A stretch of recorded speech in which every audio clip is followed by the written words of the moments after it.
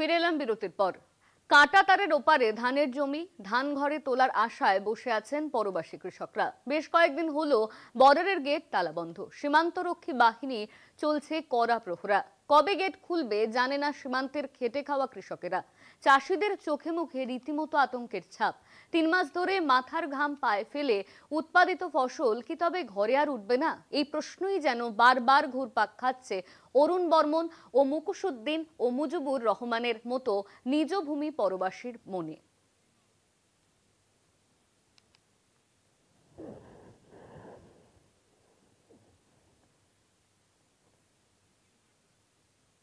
সমস্যা হচ্ছে আমাদের তারপেরার উপরে যে জমি আছে সেগুলো ধান ঠিকমতো কাটে আনতে পারতেছি না বাড়িতে।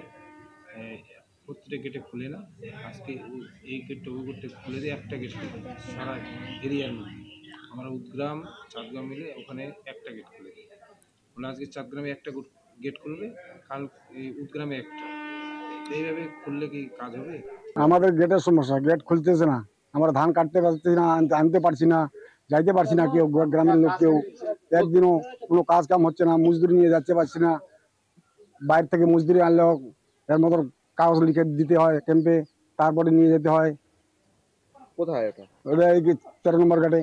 আমরা এখানে বর্ডারে যখন বাস করছি, 1 নম্বর মানে ওই পাশে চাষাবাদ করার জন্য করতে পারছি কখনো কখনো, কিন্তু এখন এই মুহূর্তে এমন একটা পজিশন দাঁড়িয়েছে যে আমাদের ধান পড়ে আছে, হ্যাঁ, হাজার বিবি ধান।